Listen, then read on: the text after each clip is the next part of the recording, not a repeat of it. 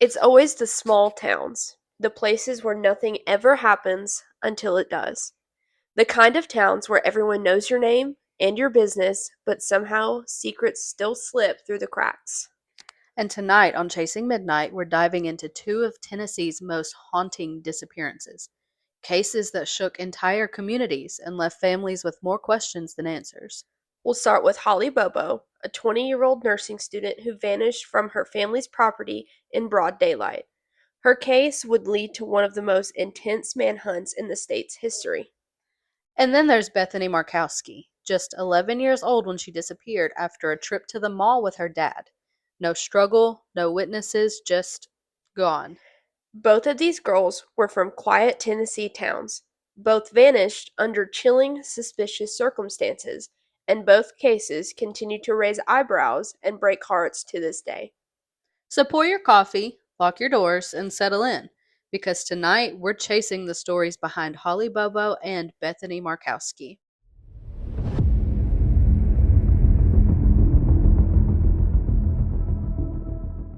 We're back! Hey! We were sickly and gross and just not having a good time. It was not fun for both of us. But we're alive and we're kicking and we are better than ever.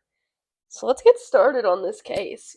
I did Holly Bobo, and I remember seeing signs when driving around, to family places, all that. I would see billboard signs and see her face and like, have you seen Holly Bobo? Mm-hmm. I remember that to this day. I remember the news reports. I know. I don't remember details, but I remember seeing her face on like WBBJ and stuff. All right, so mine. Let me. All right, Holly Bobo was a 20-year-old nursing student at the University of Martin at the Parsons Center in Parsons, Tennessee. On April 13th, 2011, Holly disappeared from her family home in Darden, Tennessee.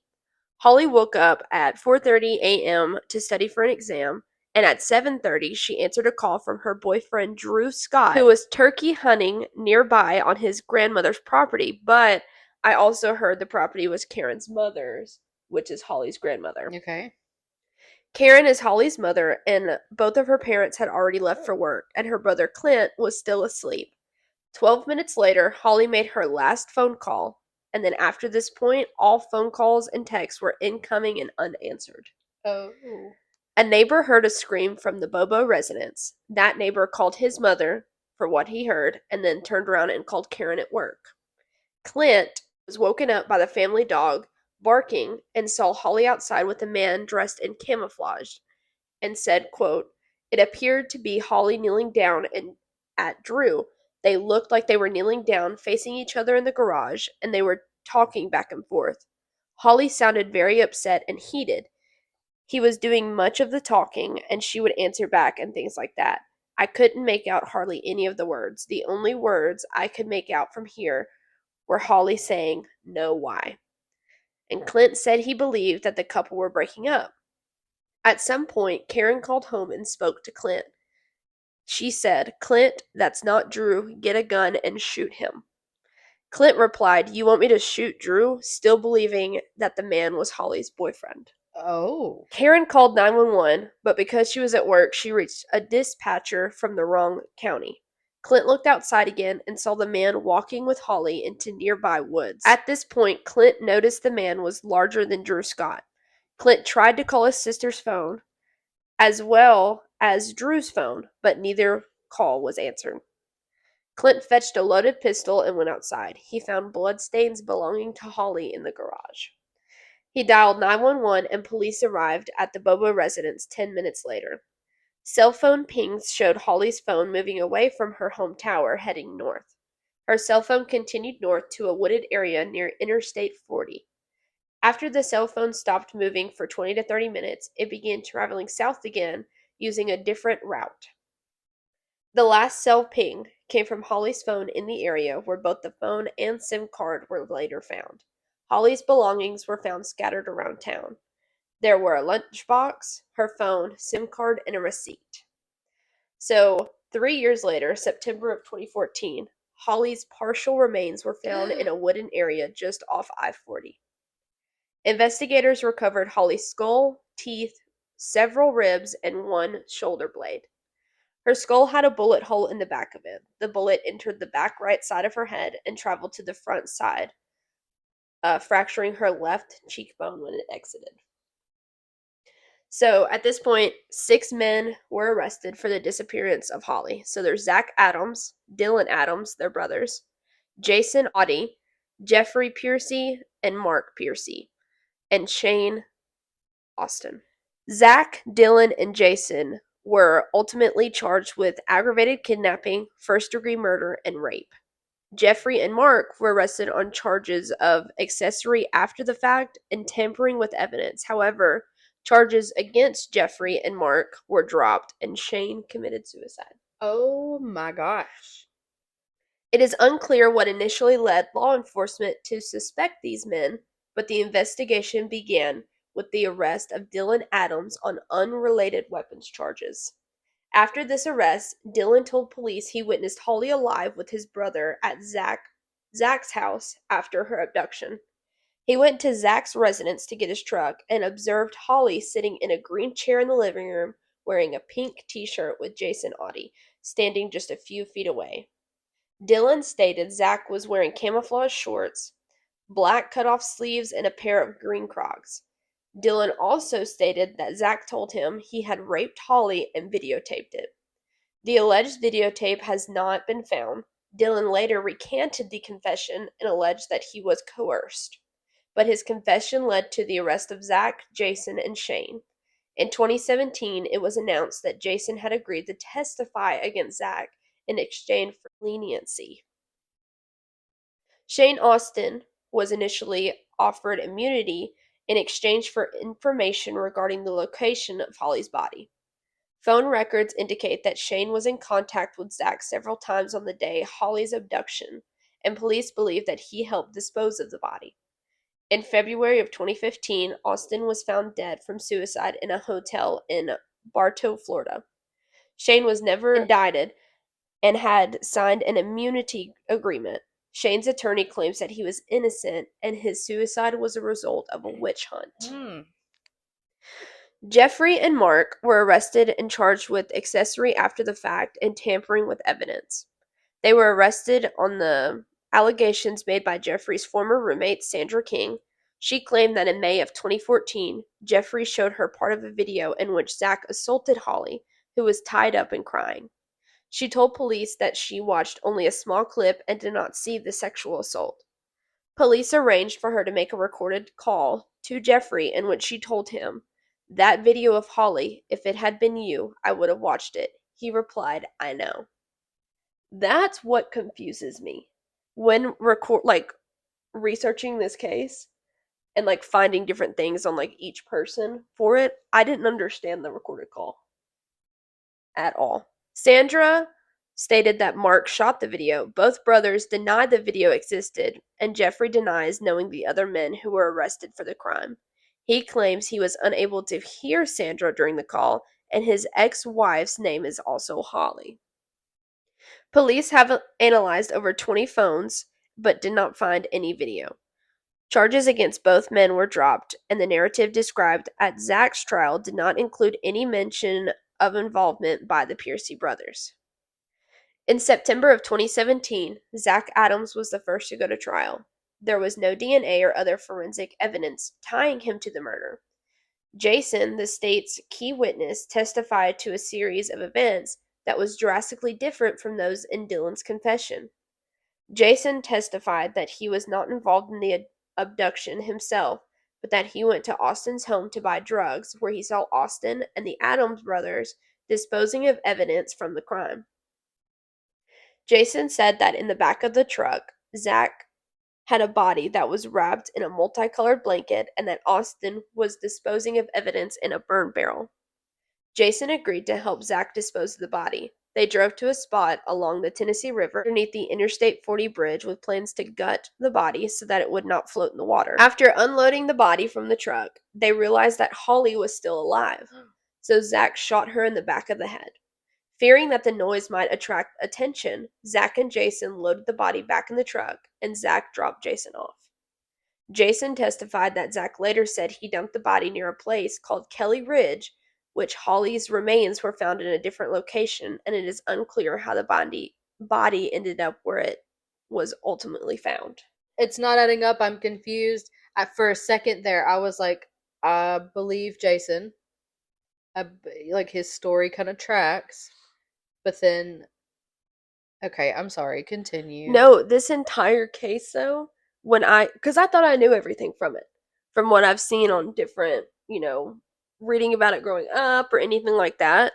But then fully diving deeper and researching, it's like things are not making sense through this entire thing. It's making me mad.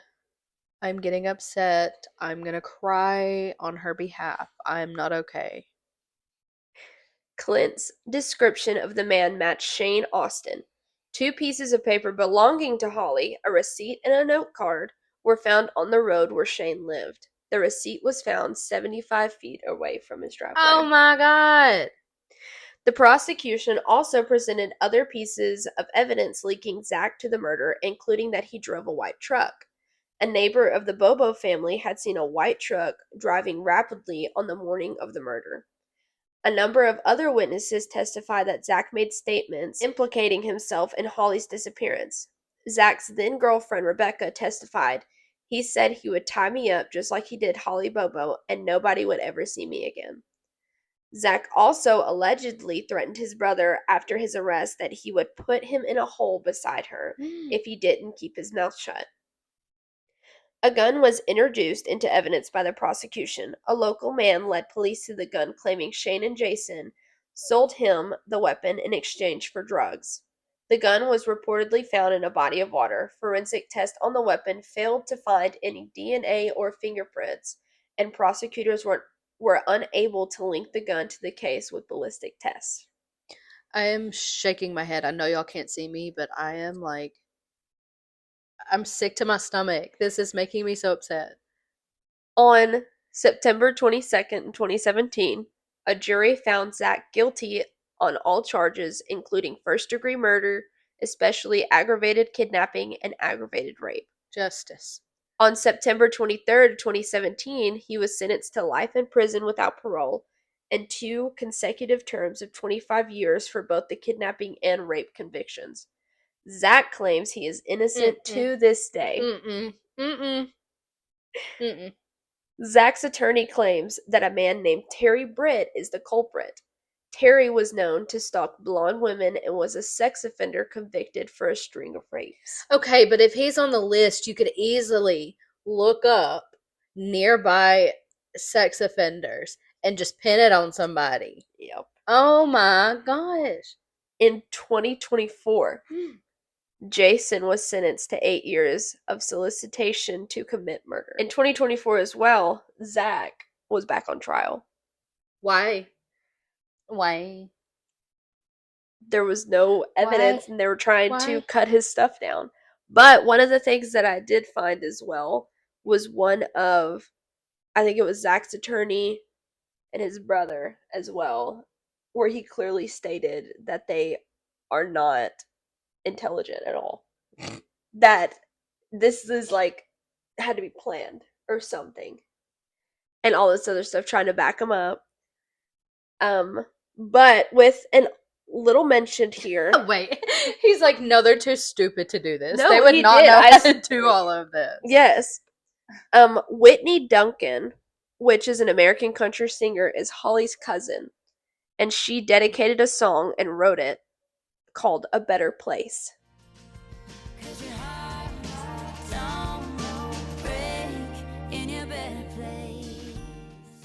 Two little questions I wrote down that have confused me was, why was the mom's first reaction to realizing her daughter was talking to a man that wasn't her boyfriend was to tell her son to shoot him?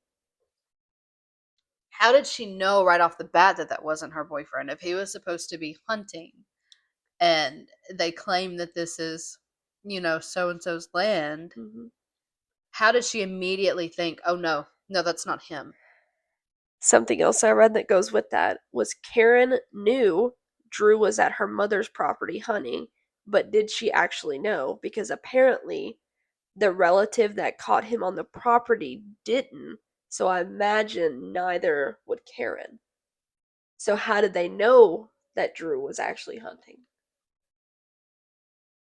My whole case was just all over the place reading it. From I feel like the police would have checked everyone's phone, figuring out where they were pinging for that time. Like, they questioned Drew at one point. But Why not yeah, look? no, I'm still hung up on the mom and the man. She immediately is like, "No, Shoot. that's not him. Shoot him." Uh-huh. Does she know something that nobody else did? Was I don't know. I was lost this entire case researching. So that is the case of Holly Bobo. May she rest in peace, little beautiful angel. Yes. So mine is a bit more local to us. I looked into Bethany Markowski. I didn't know anything about this case at all. I still don't. I remember hearing her name from my dad before. Um and like he'll still kind of talk about it and be like sharing posts on Facebook of what like police department has put or stuff, but like, Yeah. have you seen her? Like, this is still not, that's No, it. it's still an active investigation. And there is family involvement, so we're going to be real sensitive when speaking about this topic because it is still a current open case. Yes. So keep that in mind. This is not intended to bash or attack anybody. This is just stating the facts and bringing awareness to the case that is currently still open. Are you ready? I'm so ready to hear about it. So, Bethany Leanne Markowski was born February 1st, 1990, to mom Johnny Carter and dad Larry Markowski. The pair each had two other kids from previous relationships, which makes her the fifth and the youngest of the bunch.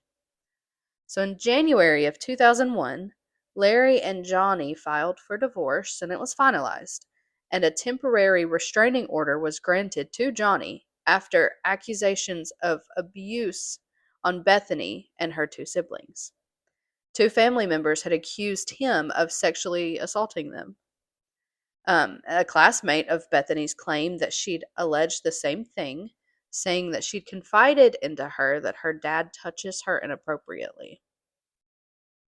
Knowing that she had to flee the situation, Johnny took Bethany while Larry was at work and moved in with her sister, her husband, and their three kids. So, an upset Larry abducted Bethany from her new school, which forced Johnny to get that restraining order. So, this was all during the divorce time. Goodness Okay. gracious. Okay. So, despite all of this, as a part of their custody agreement, Larry was allowed unsupervised weekend visits with Bethany, as well as calls on Tuesdays and Thursdays from 7 to 8 p.m. Okay. On March 2nd, 2001, Bethany's aunt Lori dropped her off at Larry's house in Gleason, Tennessee, for her weekend visit. So, Lori is who they live with. Okay. This is mom's sister, right? Yeah. So that Saturday, the 3rd, the two reportedly drove over 200 miles to Little Rock, Arkansas to visit Larry's friend Harold. The same day, Bethany calls Johnny to let her know that they'd planned on going ice skating the next day and she was really excited about it. According to Larry's friend Harold, he and Bethany spent time at his home in Little Rock for the night before returning home to Tennessee. On Sunday, March 4th, as they were driving home from Arkansas, Bethany called her mom at 9:38 a.m. to ask if she'd be picking her up later in the day, saying, "You'll be there at 5, right?" While also expressing concerns because, quote, "Daddy knows you have a boyfriend," end quote. Hmm. Her voice was reportedly trembling and scared and possibly overheard because Larry began raising his voice in the background of the phone call. Given the protection order, Johnny wasn't able to be the one to retrieve Bethany, but she assured her that her Aunt Lori and her uncle would be there at 5 o'clock for her. Between 1:30 and 3:30, Larry and Bethany stopped at Old Hickory Mall in Jackson, Tennessee, because Bethany wanted to shop at Claire's real quick and she wanted to play in the mall's arcade before it was time to go home. And so while the 11-year-old went inside, Larry remained in the vehicle where he claimed that he was just going to recline in the seat and take a nap. First off, you know, no matter the decade, time, whatever, don't let your kid go into a place alone. And into the mall. You know Into a the mall and mall. how big it is. Yes. I couldn't do that. So he wakes up about 30 minutes to an hour later and he sees that she hasn't returned to the car yet. So he went inside the mall to look for his daughter. When 5 o'clock came and went, Lori, Bethany's aunt, called him, and it took several attempts for him to even answer the phone, let alone let her know that her niece was now missing.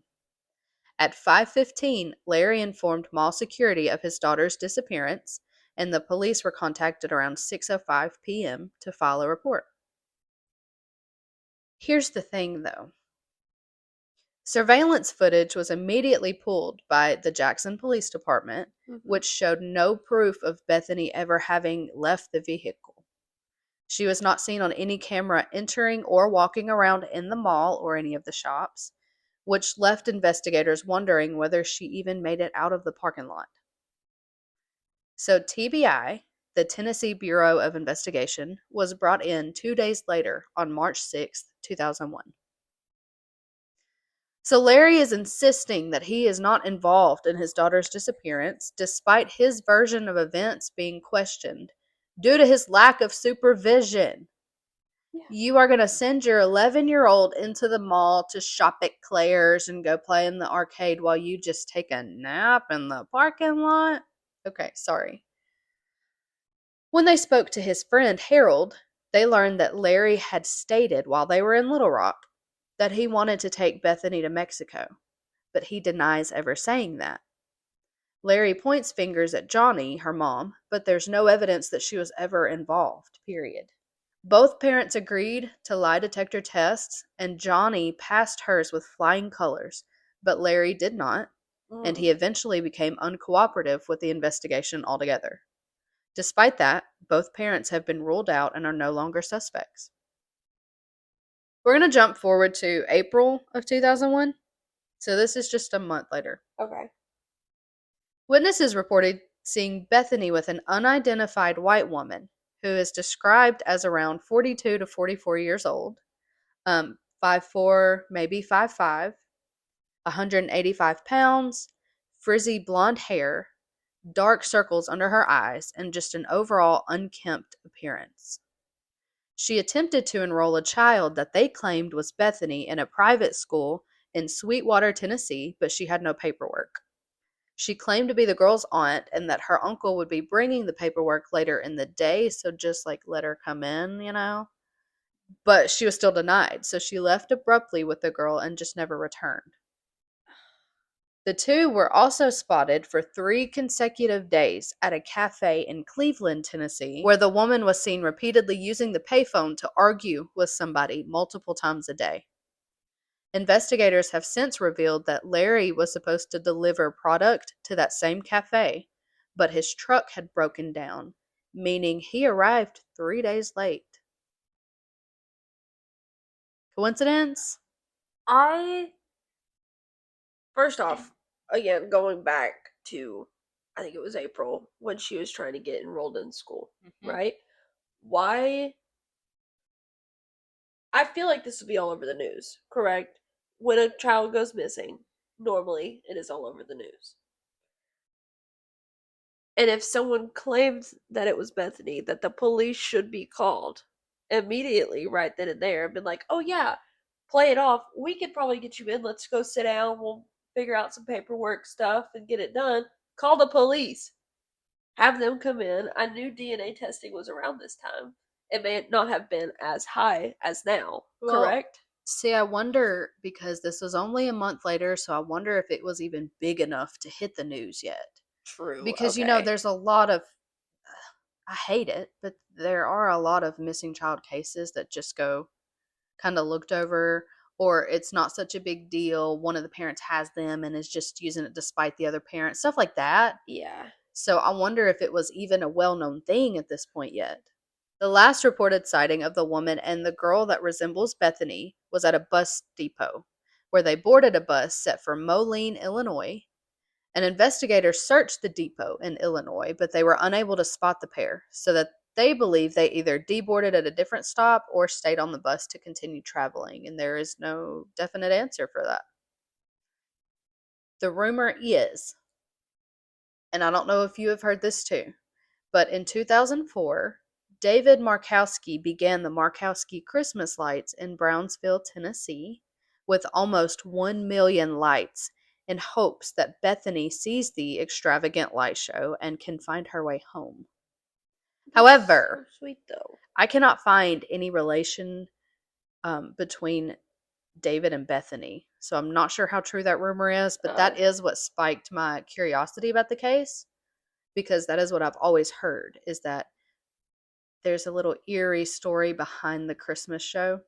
And it's very popularized around here. That show is. I'm sure you've seen it. If I I showed you probably pictures, have. you probably have been there. Yeah. So in 2016 to 2017, Johnny, the mom, received a call from the TBI about a girl found passed out on the front porch of a home in Knoxville, Tennessee. And when found by the homeowner, she claimed to be Bethany Markowski.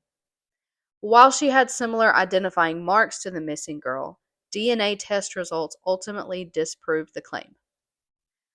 Over the 2 decades that she has been missing, thousands of tips have been called in. As of April 2024, one has been called in that is currently being looked into by the FBI. Ooh. Due to the previous attempted school abduction, the restraining order, and inconsistencies in Larry's story, many consider him a suspect, despite denying wrongdoing at all.